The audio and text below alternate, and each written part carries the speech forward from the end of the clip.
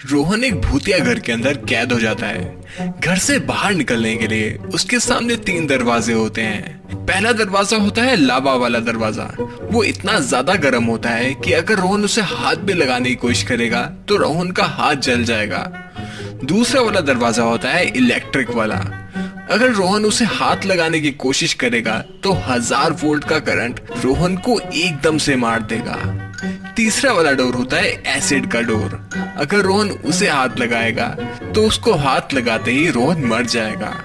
तो दोस्तों, क्या आप यहाँ पे रोहन की मदद कर सकते हो कि इन तीनों दरवाजों में से रोहन को कौन सा दरवाजा चुनना चाहिए?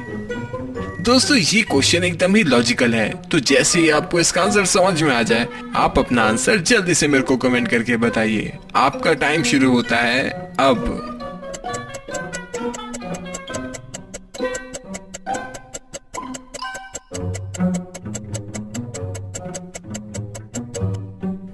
तो चलिए इसका आंसर देख लेते हैं। दोस्तों, आपके सामने यहाँ पे 3 दरवाजे गिवन थे, लेकिन यहाँ पे सोचने की बात ये थी कि इन तीनों में से कौन से दरवाजे में से निकलना सबसे ज्यादा सेफ रहेगा।